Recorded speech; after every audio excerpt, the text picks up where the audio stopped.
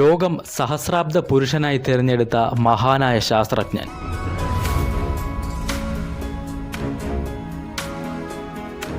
ആർക്കിമിഡീസിനും ഗലീലിയോയ്ക്കും ന്യൂട്ടനും ശേഷം ശാസ്ത്രലോകത്തെ ഇത്രത്തോളം സ്വാധീനിച്ച മറ്റൊരു വ്യക്തി ഇതുവരെ ഭൂമിയിൽ ജനിച്ചിട്ടില്ല.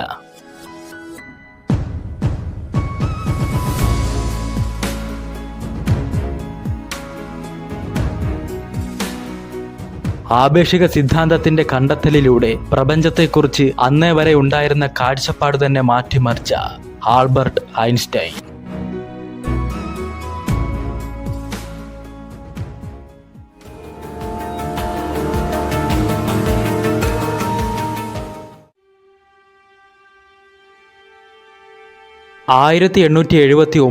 മാർച്ച് 14 ജർമ്മനിയിലെ ഉൾമ് പ്രവിശ്യയിൽ ആൽബർട്ട് ഐൻസ്റ്റൈൻ ജനിച്ചു.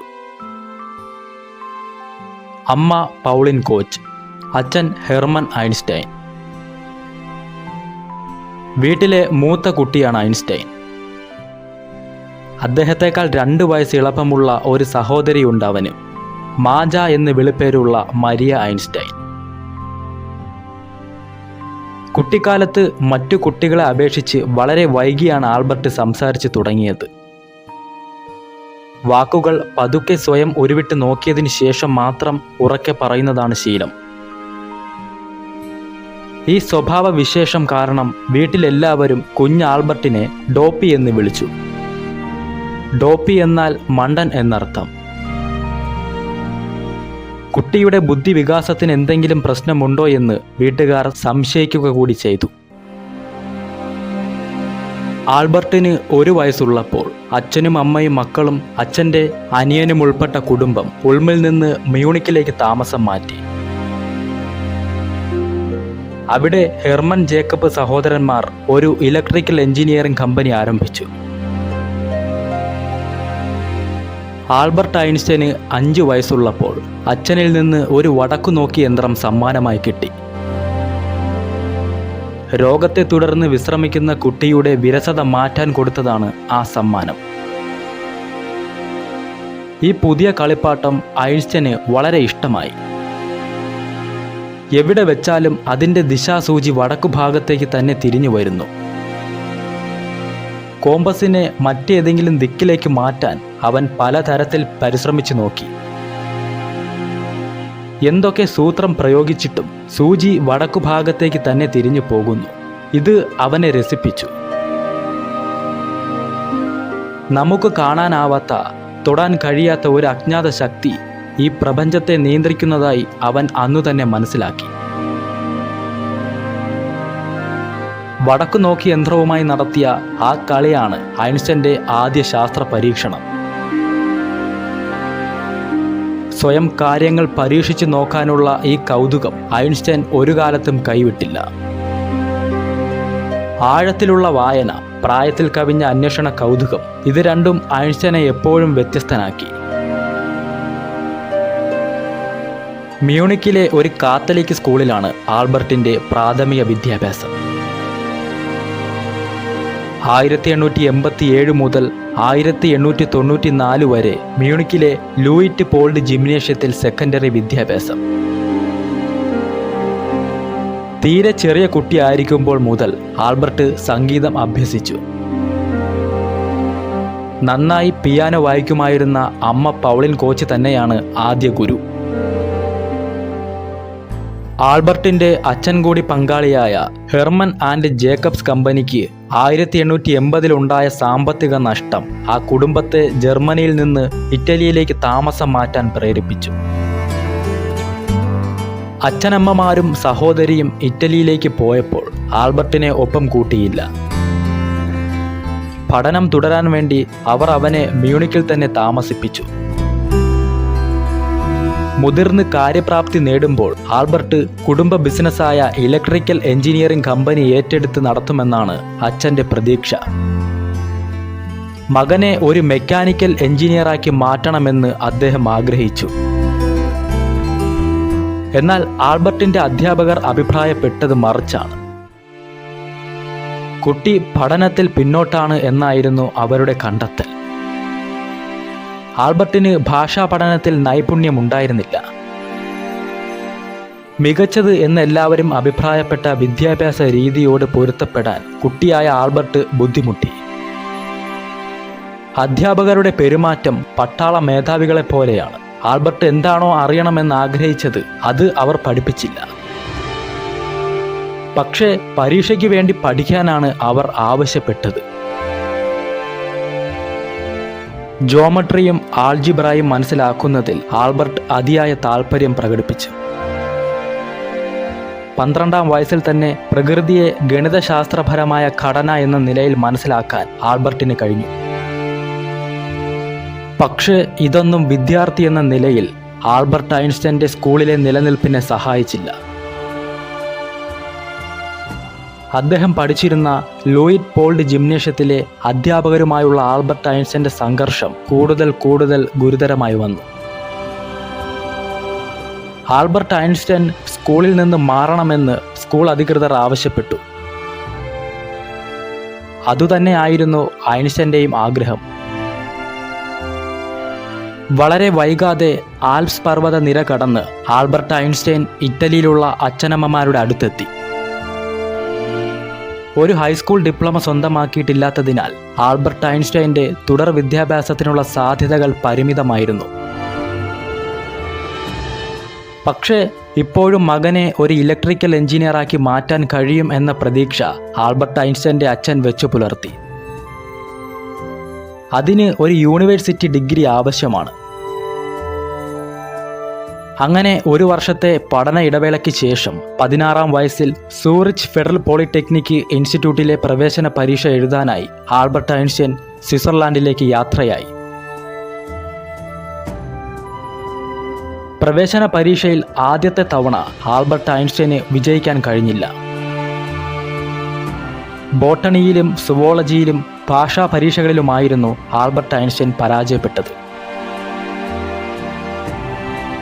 ആൽബർട്ട് വീണ്ടും ഒരിക്കൽ കൂടി അവിടെ പ്രവേശന പരീക്ഷ എഴുതി. ഇത്തവണ നല്ല തയ്യാറെടുപ്പോടെയാണ് പരീക്ഷ എഴുതിയത്. ആൽബർട്ട് ഐൻസ്റ്റൈൻ പരീക്ഷയിൽ വിജയിച്ചു. ആൽബർട്ട് ഐൻസ്റ്റൈൻ കണക്കിലും ഫിസിക്സിലും പ്രകടിപ്പിച്ചിരുന്ന അസാധാരണമായ മിടുക്ക് പോളിടെക്നിക്കിൻ്റെ പ്രിൻസിപ്പൽ ശ്രദ്ധിച്ചു. പ്രൊഫസർ ജോസ്റ്റ് വിൻഡിലറാണ് സ്കൂളിൻ്റെ പ്രിൻസിപ്പൽ. ഐൻസ്റ്റൈൻ്റെ ജീവിതത്തിൽ സുപ്രധാനമായ ഇടം നേടിയ വിൻഡിലർ കുടുംബാംഗങ്ങളുമായി അദ്ദേഹത്തിൻ്റെ സൗഹൃദം ആരംഭിക്കുന്നത് ഇവിടെ മുതൽക്കാണ്. മേരി വിൻഡിലറായിരുന്നു അവരിൽ ഏറ്റവും പ്രധാനപ്പെട്ട വ്യക്തി. ജോസ് വിൻഡിലറുടെ ഇളയ മകളാണ് മേരി. 1896 ജനുവരിയിൽ ആൽബർട്ട് ഐൻസ്റ്റൈൻ അച്ഛൻ്റെ അനുമതിയോടെ ജർമ്മൻ പൗരത്വം ഉപേക്ഷിക്കാനുള്ള തീരുമാനത്തിലെത്തി. പൗരത്വം ഉപേക്ഷിക്കാനുള്ള ആൽബർട്ട് ഐൻസ്റ്റൈൻ്റെ നീക്കത്തെ അംഗീകരിച്ചുകൊണ്ടുള്ള ജർമ്മൻ സർക്കാരിൻ്റെ കത്ത് വന്നപ്പോൾ ജോസ് വിൻഡിലറും മേരിയും ആൽബർട്ട് ഐൻസ്റ്റൈനെ അഭിനന്ദിച്ചു. വിൻഡിലർ കുടുംബത്തിനൊപ്പമുള്ള ജീവിതം ആരംഭിച്ച് അധികം വൈകുന്നതിന് മുമ്പ് തന്നെ ആൽബർട്ട് ഐൻസ്റ്റൈനും മേരിയും തമ്മിലുള്ള സൗഹൃദം കൂടുതൽ ഊഷ്മളമായി. വിൻഡിലർ കുടുംബത്തോട് യാത്ര പറഞ്ഞ് സൂറിച്ചിലേക്ക് മടങ്ങാൻ ഐൻസ്റ്റൈൻ തയ്യാറെടുത്തു. മേരിയെ സംബന്ധിച്ചിടത്തോളം ഹൃദയഭേദകമായിരുന്നു ഈ വേർപാട്. ആൽബർട്ട് ഐൻസ്റ്റൈൻ മേരിയെ സമാധാനിപ്പിച്ചു. തുടർച്ചയായി കത്തുകൾ അയക്കാമെന്ന് വാഗ്ദാനം ചെയ്തു. എല്ലാ സൗഹൃദങ്ങളുടെയും പ്രണയത്തിൻ്റെയും ഒക്കെ നടുവിലിരിക്കുമ്പോഴും ശാസ്ത്രത്തോടുള്ള കൗതുകം ആൽബർട്ട് ഐൻസ്റ്റൈനിൽ വളർന്നു വന്നുകൊണ്ടേയിരുന്നു. യൂറോപ്പിലെ ഏറ്റവും മികച്ച ശാസ്ത്ര സാങ്കേതിക ഗവേഷണ സ്ഥാപനമാണ് Zurich federal polytechnic institute. Albert ഐൻസ്റ്റൈൻ്റെ ക്ലാസ്സിലെ ഒരേയൊരു പെൺകുട്ടിയായിരുന്നു മിലീവ മാരിക്.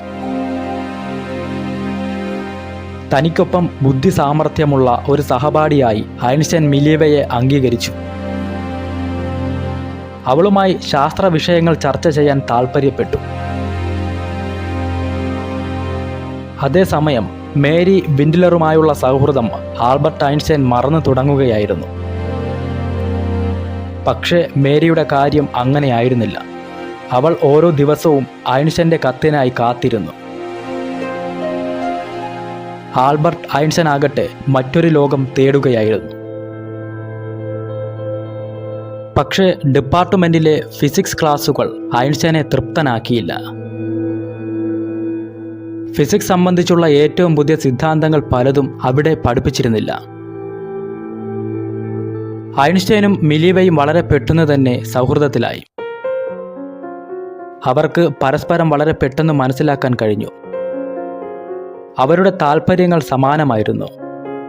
രണ്ടുപേരും ശാസ്ത്രജ്ഞരാകാൻ ആഗ്രഹിച്ചു. ഫിസിക്സ് ആയിരുന്നു രണ്ടുപേരുടെയും ഇഷ്ടവിഷയം. സൂറിച്ച് ഫെഡറൽ പോളിടെക്നിക്കിൽ ഐൻസ്റ്റൈൻ ഒരു മാതൃകാ വിദ്യാർത്ഥി ആയിരുന്നില്ല. താൽപ്പര്യമില്ലാത്ത പാഠഭാഗങ്ങളോടുള്ള വിരസത അദ്ദേഹം തുറന്ന് പ്രകടിപ്പിച്ചു. പലപ്പോഴും പരുഷമായി പെരുമാറി. പാഠ്യവിഷയങ്ങളിൽ തനിക്കൊപ്പം എത്താത്തവരെ രൂക്ഷമായി വിമർശിച്ചു. ഐൻസ്റ്റൈൻ ക്ലാസ്സിൽ നിന്ന് മാറിയിരിക്കുന്നത് പതിവാണ്. ലൈബ്രറിയിലോ ഫിസിക്സ് ലാബിലോ സമയം ചെലവഴിക്കാൻ ആഗ്രഹിച്ചു. ഫെഡറൽ പോളിടെക്നിക്കിലെ അവസാന വർഷങ്ങളിൽ ഐൻസ്റ്റൈൻ കൂടുതൽ സമയവും പരീക്ഷണശാലയിൽ കഴിയാൻ ഇഷ്ടപ്പെട്ടു. 1899 അവസാനത്തോടെ ഐൻസ്റ്റൈൻ സ്വിസ് പൗരത്വം നേടാനുള്ള അപേക്ഷ കൊടുത്തു. ഐൻസ്റ്റൈനും മിലീവയും തമ്മിലുള്ള ബന്ധം അപ്പോഴേക്കും കൂടുതൽ ദൃഢമായി. ഐൻസ്റ്റൈൻ്റെ വീട്ടുകാർ മിലീവയുമായുള്ള മകന്റെ ബന്ധത്തെ അംഗീകരിച്ചില്ല. ജൂതവംശജരാണ് ഐൻസ്റ്റൈൻ്റെ മാതാപിതാക്കൾ. സെർബിയക്കാരിയായ മിലീവ ഓർത്തഡോക്സ് ക്രിസ്ത്യൻ കുടുംബത്തിലെ അംഗമാണ്. മിലീവയുടെ മുടന്ത്, നടക്കാൻ സഹായിക്കാൻ കാലിൽ ധരിച്ചിരുന്ന പ്രത്യേക ബൂട്ട്, ഐൻസ്റ്റൈനേക്കാൾ 4 വയസ്സ് പ്രായക്കൂടുതൽ, കിഴക്കൻ യൂറോപ്പുകാരി, അങ്ങനെ നിരവധി കാരണങ്ങൾ അവരുടെ മുമ്പിലുണ്ടായിരുന്നു. 1900 ഐൻസ്റ്റൈൻ ഫെഡറൽ പോളിടെക്നിക് ഇൻസ്റ്റിറ്റ്യൂട്ടിൽ നിന്നും ബിരുദം നേടി. ഒട്ടും മികച്ച വിജയമായിരുന്നില്ല. പരീക്ഷ എഴുതിയ 5 വിദ്യാർത്ഥികളിൽ 4ാം സ്ഥാനക്കാരനായാണ് ഐൻസ്റ്റൈൻ പാസ്സായത്. ഐൻസ്റ്റൈന് പിന്നിൽ 5ാം സ്ഥാനക്കാരിയായി എത്തിയത് മിലീവയാണ്. അവർ പരീക്ഷയിൽ പരാജയപ്പെടുകയും ചെയ്തു. 1903 ജനുവരി 6 ബേണിൽ വെച്ച് ആൽബർട്ട് ഐൻസ്റ്റൈൻ മിലീവയെ വിവാഹം ചെയ്തു. ആ കുടുംബത്തിൽ യഹൂദ വംശജരല്ലാതെ ആരെയെങ്കിലും വിവാഹം ചെയ്യുന്ന ആദ്യ വ്യക്തിയാണ് ഐൻസ്റ്റൈൻ. വളരെ സജീവവും മനോഹരവുമായ ഒരു നഗരമാണ് ബേൺ. 1904 മെയ് 4 ഐൻസ്റ്റൈനും മിലീവയ്ക്കും ആൺകുഞ്ഞ് പിറന്നു. കുഞ്ഞിന് ഹാൻസ് എന്ന് പേരിട്ടു. 1905 ആൽബർട്ട് ഐൻസ്റ്റൈൻ എന്ന ശാസ്ത്രജ്ഞന്റെ ജീവിതത്തിലെ ഒരു മാന്ത്രിക വർഷമായാണ് കണക്കാക്കപ്പെടുന്നത്. സുപ്രധാനങ്ങളായ 5 ലേഖനങ്ങൾ ഈ അവസരത്തിൽ ഐൻസ്റ്റൈൻ പ്രസിദ്ധീകരിച്ചു. അതിലൊരെണ്ണം ഫോട്ടോ ഇലക്ട്രിക് ഇഫക്റ്റിനെ കുറിച്ചുള്ളതാണ്. ബ്രൗണിയൻ ചലനത്തെ സംബന്ധിച്ചുള്ളതായിരുന്നു 2 ലേഖനങ്ങൾ. സ്പെഷ്യൽ റിലേറ്റിവിറ്റിയെക്കുറിച്ചും E=mc² എന്ന സൂത്രവാക്യത്തെക്കുറിച്ചുമുള്ള ലേഖനങ്ങൾ വേറെ. സ്പെഷ്യൽ റിലേറ്റിവിറ്റിയെക്കുറിച്ചുള്ള തൻ്റെ പ്രബന്ധം 5 ആഴ്ച എടുത്താണ് ഐൻസ്റ്റൈൻ എഴുതി തീർത്തത്. വിശ്രമമില്ലാതെ പണിയെടുത്ത ആ ദിവസങ്ങൾ അദ്ദേഹത്തെ തളർത്തി. തുടർന്നുള്ള 2 ആഴ്ചക്കാലം ഐൻസ്റ്റൈൻ പൂർണ്ണ വിശ്രമമെടുത്തു. 1905 ഐൻസ്റ്റൈനെ സംബന്ധിച്ചിടത്തോളം അത്ഭുതങ്ങളുടെ വർഷമായിരുന്നു. A new determination of molecular dimensions എന്ന ഡോക്ടർ പ്രബന്ധം ജൂലൈ 20 സൂറിച്ച് യൂണിവേഴ്സിറ്റിക്ക് മുന്നിൽ സമർപ്പിക്കപ്പെട്ടു. ഇതിനു പുറമെ അദ്ദേഹത്തിൻ്റെ ഏറ്റവും പ്രധാനപ്പെട്ട 3 പ്രബന്ധങ്ങൾ കൂടി പുറത്തു വന്നു. ക്വാണ്ടം സിദ്ധാന്തത്തെയും ഫോട്ടോ ഇലക്ട്രിക് പ്രതിഭാസത്തെയും കുറിച്ചുള്ളതാണ് ഇതിൽ ആദ്യത്തേത്. അതിനുശേഷം ബ്രൗണിയൻ ചലനത്തെക്കുറിച്ചുള്ള തൻ്റെ ആദ്യ ഗവേഷണ പ്രബന്ധം ഐൻസ്റ്റൈൻ പ്രസിദ്ധീകരിച്ചു. സ്പെഷ്യൽ തിയറി റിലേറ്റിവിറ്റിയെക്കുറിച്ചുള്ളതാണ് 3ാമത്തെ പ്രബന്ധം. 1905 സൂറിച്ച് യൂണിവേഴ്സിറ്റിയിൽ സമർപ്പിക്കപ്പെട്ട PhD പ്രബന്ധം അക്കൊല്ലം തന്നെ അംഗീകരിക്കപ്പെട്ടു. എങ്കിലും ഔപചാരികമായി ഡോക്ടറേറ്റ് ബിരുദം ലഭിച്ചത് 1906 ജനുവരിയിലാണ്. ഫിസിക്സിൻ്റെ ലോകത്ത് ജീവിക്കുന്ന പ്രതിഭകളുമായി ഐൻസ്റ്റൈൻ സുദീർഘമായ കത്തിടപാടുകൾ നടത്തി. അവരിൽ H. ലോറൻസിനോടാണ് ഐൻസ്റ്റൈൻ ഏറ്റവും അധികം അടുപ്പം. യൂറോപ്പിലാകമാനം അംഗീകരിക്കപ്പെട്ട ശാസ്ത്രജ്ഞനാണ് അദ്ദേഹം. റിലേറ്റിവിറ്റി സംബന്ധിച്ച ഐൻസ്റ്റൈൻ്റെ സിദ്ധാന്തം പ്രസിദ്ധീകൃതമാകുന്നതിന് മുമ്പ് തന്നെ ഒരു ചലിക്കുന്ന രൂപം വ്യത്യസ്ത നിരീക്ഷണ കോണിൽ നോക്കുന്നവർക്ക് ആപേക്ഷികമായിരിക്കുമെന്ന് അദ്ദേഹം പറഞ്ഞിട്ടുണ്ട്. ഐൻസ്റ്റൈൻ്റെ ആപേക്ഷികതാ സിദ്ധാന്തം അത് സംബന്ധിച്ചുള്ള യുക്തിപരമായ വിശദീകരണം നൽകി. മാസികയിൽ പ്രസിദ്ധീകരിച്ച സ്പെഷ്യൽ റിലേറ്റിവിറ്റി തിയറിയുടെ പ്രാധാന്യം പെട്ടെന്ന് തിരിച്ചറിഞ്ഞവരിൽ ഒരാൾ മാക്സ് പ്ലാങ്ക് ആണ്. ശാസ്ത്രലോകത്തിൽ ഈ സിദ്ധാന്തത്തിന് പെട്ടെന്ന് തന്നെ സ്വീകാര്യത ഉണ്ടായത് പ്ലാങ്കിൻ്റെ സ്വാധീന ഫലമായാണ്. ഐൻസ്റ്റൈൻ ശാസ്ത്രലോകത്ത് ശ്രദ്ധേയനായി തുടങ്ങി. മുതിർന്ന ശാസ്ത്രജ്ഞന്മാരിൽ പോലും ഐൻസ്റ്റൈൻ്റെ സിദ്ധാന്തങ്ങൾ ആകാംക്ഷയുണ്ടാക്കി. പലരും സ്വന്തം ആശയങ്ങളും ചിന്തകളും ഐൻസ്റ്റൈനുമായി പങ്കുവയ്ക്കാൻ ആഗ്രഹിച്ചു. ഐൻസ്റ്റൈൻ്റെ തൊഴിലിലും വ്യക്തിജീവിതത്തിലും ഫിസിക്സിന് പ്രാധാന്യം ഏറെ വന്നു. ജനറൽ റിലേറ്റിവിറ്റിയെക്കുറിച്ചുള്ള തുടർ പഠനങ്ങൾ ഐൻസ്റ്റൈൻ നടത്തി. ആപേക്ഷികതാ സിദ്ധാന്തത്തിൻ്റെ തത്വങ്ങൾ ഗുരുത്വാകർഷണ മണ്ഡലങ്ങൾക്കും ബാധകമാണെന്ന ധാരണ ഐൻസ്റ്റൈൻ ഉണ്ടായിരുന്നു. ഐൻസ്റ്റൈൻ്റെ ഈ സിദ്ധാന്തം ഗലീലിയോയുടെയും ന്യൂട്ടൻ്റെയും ഗുരുത്വാകർഷണ സിദ്ധാന്തങ്ങളെ അടിസ്ഥാനപ്പെടുത്തിയുള്ളതാണ്. ശാസ്ത്ര സിദ്ധാന്തങ്ങൾ ആവിഷ്കരിക്കുന്ന ഒരു ഊർജ തന്ത്രജ്ഞൻ എന്ന നിലയ്ക്കാണ് ഐൻസ്റ്റൈനെ കൂടുതൽ ആളുകൾക്കും പരിചയം. പുതിയ യന്ത്രങ്ങൾ ഉണ്ടാക്കി നോക്കാനും ലബോറട്ടറിയിൽ സമയം ചെലവഴിക്കാനും അദ്ദേഹം വളരെയധികം ഇഷ്ടപ്പെട്ടിരുന്നു. ഒരു യുവ ഊർജ തന്ത്രജ്ഞൻ എന്ന നിലയിലുള്ള ഐൻസ്റ്റൈൻ്റെ പ്രശസ്തി വളരുകയാണ്. പ്രൊഫസർമാരുടെ കമ്മിറ്റി 1909 ഒക്ടോബറിൽ ഐൻസ്റ്റൈനെ സൂറിച്ച് സർവകലാശാലയിലെ ഭൗതികശാസ്ത്ര വിഭാഗത്തിൽ അസിസ്റ്റന്റ് പ്രൊഫസറായി നിയമിച്ചു. അതിനിടെ ഐൻസ്റ്റൈന് തന്നെ അവിശ്വസനീയമായ ഒരു കത്ത് അദ്ദേഹത്തെ തേടിയെത്തി. ജനീവ സർവകലാശാലയിൽ നിന്ന് ഓണറ്റി ഡോക്ടറേറ്റ് സ്വീകരിക്കാൻ എത്തണമെന്ന് അറിയിച്ചുകൊണ്ടുള്ള ക്ഷണക്കത്തായിരുന്നു അത്. ആ ചടങ്ങിൽ മറ്റൊരു വിഖ്യാത അതിഥി കൂടി പങ്കെടുത്തിരുന്നു, മേരി ക്യൂറി. ഐൻസ്റ്റൈനൊപ്പം ഓണറ്റി ഡോക്ടറേറ്റ് സ്വീകരിക്കാൻ എത്തിയതാണ് അവർ. സുദീർഘമായ ഒരു ആത്മബന്ധത്തിൻ്റെ തുടക്കമായിരുന്നു അത്. 1909 ആൽബർട്ട് ഐൻസ്റ്റൈൻ തൻ്റെ 30-ാം വയസ്സിൽ ആദ്യ ഓണറ്റി ഡോക്ടറേറ്റ് ബിരുദം സ്വീകരിച്ചു. ജനീവ യൂണിവേഴ്സിറ്റിയുടെ 350-ാം വാർഷികത്തോടനുബന്ധിച്ച് നടന്ന ചടങ്ങിലായിരുന്നു അത്. യൂറോപ്പിലെ ഏറ്റവും പ്രധാനപ്പെട്ട ശാസ്ത്ര ചിന്തകനും ഗവേഷകനുമായി ഐൻസ്റ്റൈൻ അറിയപ്പെട്ടു കഴിഞ്ഞു. സൂറിച്ചിൽ യൂണിവേഴ്സിറ്റി അധ്യാപകനായി എത്തിയ ഐൻസ്റ്റൈൻ തൻ്റെ പുതിയ ചുമതലകൾ ഏറ്റെടുത്തു. ഫിസിക്സുമായി ബന്ധപ്പെട്ട പല വിഷയങ്ങളിലും ഐൻസ്റ്റൈൻ ക്ലാസ് എടുത്തു, സെമിനാറുകൾ സംഘടിപ്പിച്ചു. യൂറോപ്പിലെ വിവിധ സർവകലാശാലകളും ശാസ്ത്ര ഗവേഷണ സ്ഥാപനങ്ങളും ഐൻസ്റ്റൈൻ്റെ സാന്നിധ്യം ആഗ്രഹിക്കുന്നവരായിരുന്നു. 1910 ഐൻസ്റ്റൈൻ്റെ പേര് നൊബേൽ സമ്മാനത്തിനായി ആദ്യമായി ശുപാർശ ചെയ്യപ്പെട്ടു. 1910 തന്നെയാണ് ഐൻസ്റ്റൈൻ്റെ രണ്ടാമത്തെ മകൻ എഡ്വേർഡ് ഐൻസ്റ്റൈൻ്റെ ജനനം. 1913 ഐൻസ്റ്റൈനും അദ്ദേഹത്തിൻ്റെ പഴയ സുഹൃത്തായ മാർസൽ ഗ്രോസ്മാനും കൂടി ചേർന്ന് ജനറൽ റിലേറ്റിവിറ്റി തിയറിയെക്കുറിച്ചുള്ള ഒരു പേപ്പർ എഴുതി പ്രസിദ്ധീകരിച്ചു.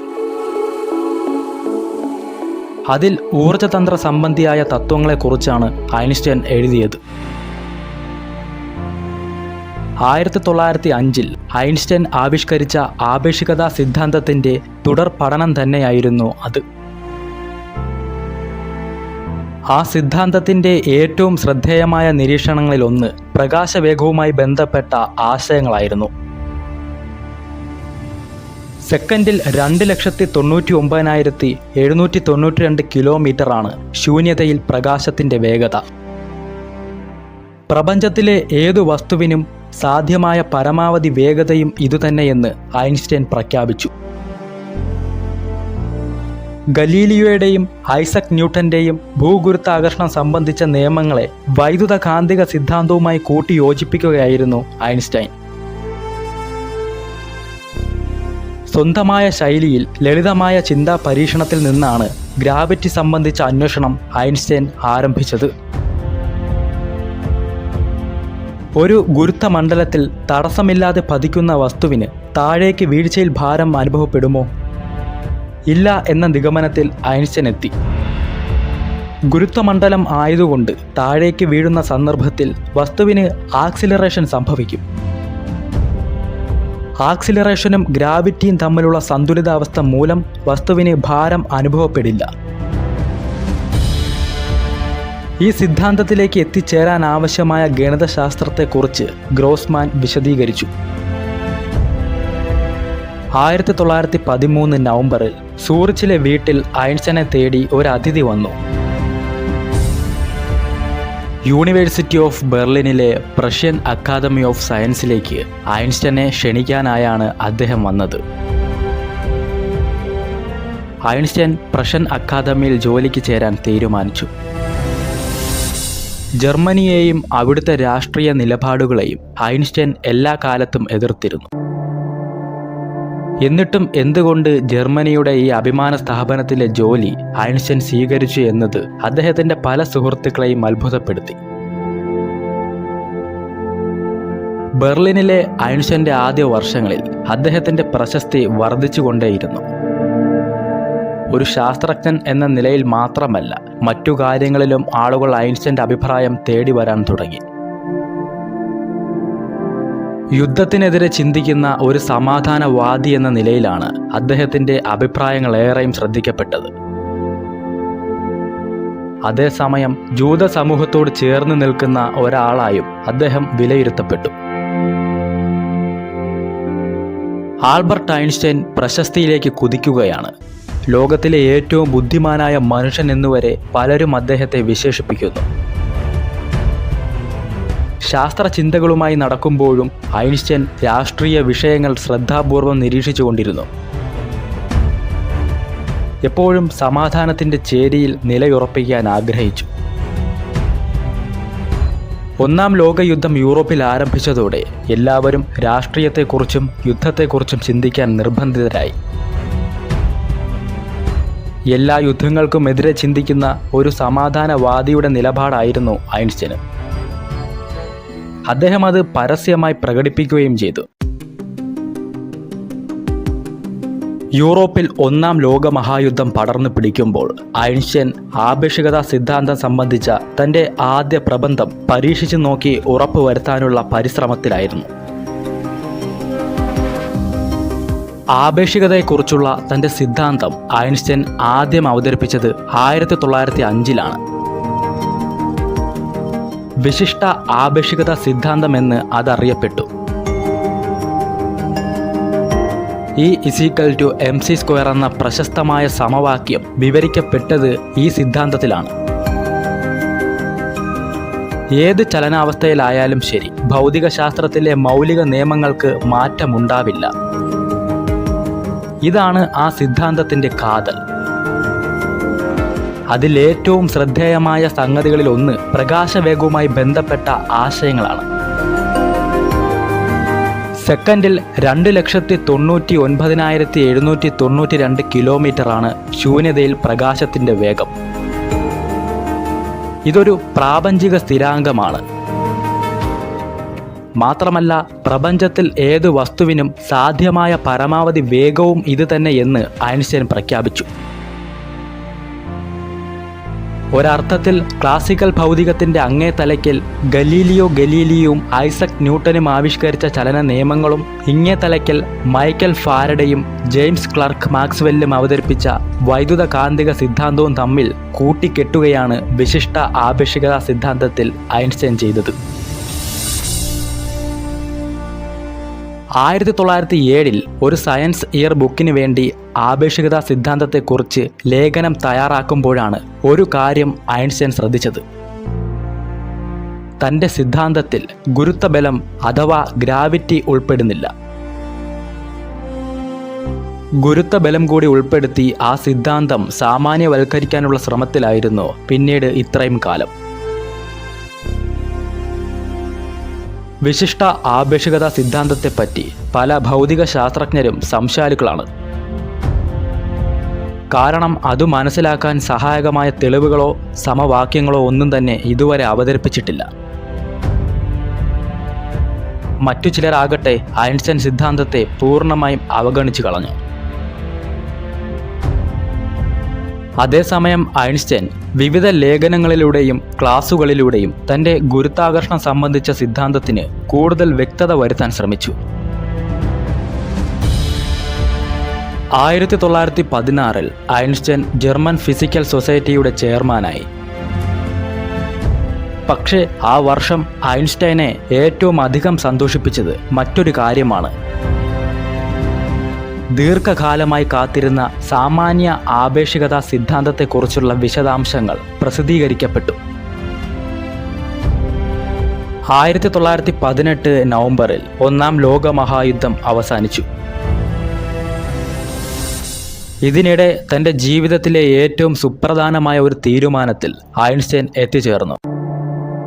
മിലീവയുമായുള്ള ബന്ധം പിരിയുക.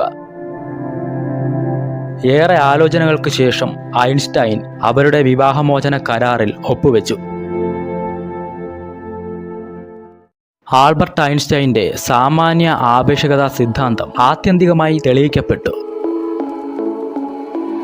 1919 സൂര്യഗ്രഹണത്തോടെയായിരുന്നു അത്.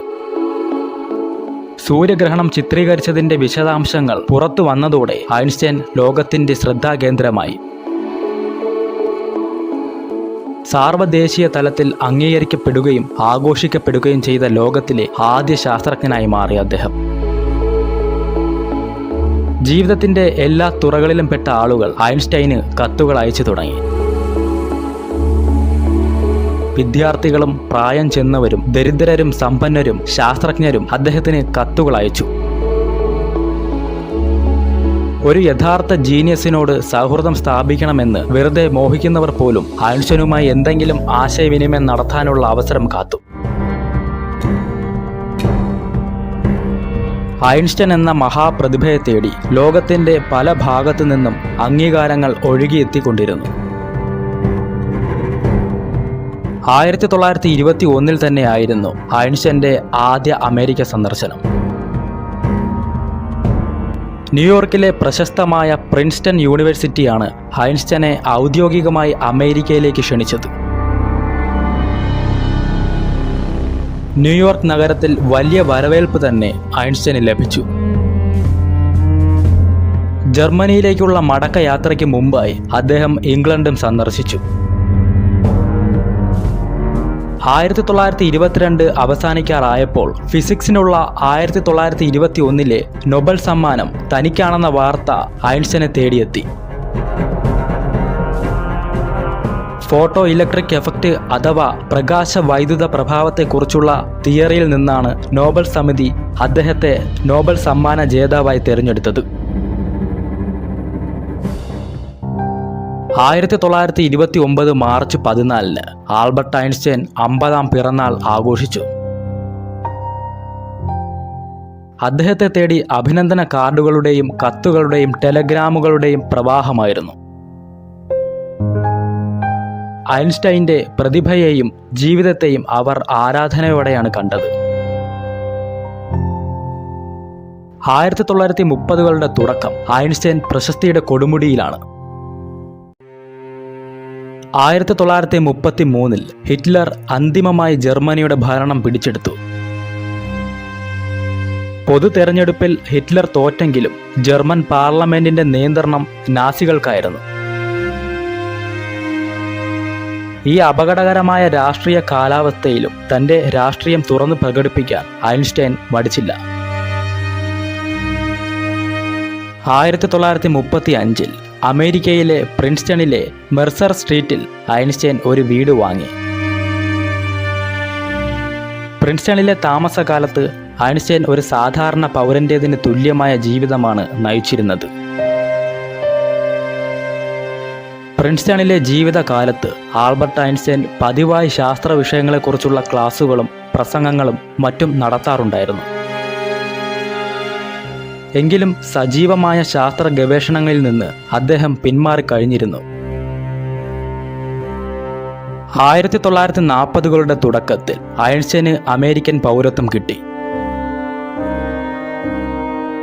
ഐൻസ്റ്റൈൻ്റെ ആരോഗ്യസ്ഥിതിയും നാൾക്കുനാൾ വഷളാവുകയായിരുന്നു. പഴയ ഉദരരോഗം അദ്ദേഹത്തെ വീണ്ടും പിടികൂടി. 1955 ഏപ്രിൽ മാസം 15-ാം തീയതി വാർദ്ധക്യ സഹജമായ രോഗങ്ങളാൽ ഐൻസ്റ്റൈനെ പ്രിൻസ്റ്റണിലെ ആശുപത്രിയിൽ പ്രവേശിപ്പിച്ചു. ഏപ്രിൽ 18-ന് അദ്ദേഹം ഈ ലോകത്തോട് വിടവാങ്ങി. ഐൻസ്റ്റൈൻ്റെ ബുദ്ധിയുടെ രഹസ്യം മനസ്സിലാക്കാനായി അദ്ദേഹത്തിൻ്റെ തലയോട്ടിൽ നിന്ന് മസ്തിഷ്കം വേർപെടുത്തി പ്രത്യേകമായ പഠനങ്ങൾക്കായി അത് സൂക്ഷിച്ചു. പക്ഷേ ഐൻസ്റ്റൈൻ എന്ന അത്ഭുതത്തെ അളക്കാൻ അതുകൊണ്ടൊന്നും കഴിയുമായിരുന്നില്ല. ഐൻസ്റ്റൈനെ ഇന്നും ലോകം ഓർക്കുന്നു, ആദരിക്കുന്നു. ഐൻസ്റ്റൈനെയും അദ്ദേഹത്തിൻ്റെ ഊർജ്ജ സംബന്ധമായ സിദ്ധാന്തത്തെയും പൂർണ്ണമായി മനസ്സിലാക്കാനുള്ള ശാസ്ത്രലോകത്തിൻ്റെ ശ്രമം എന്നും തുടർന്നുകൊണ്ടേയിരിക്കും.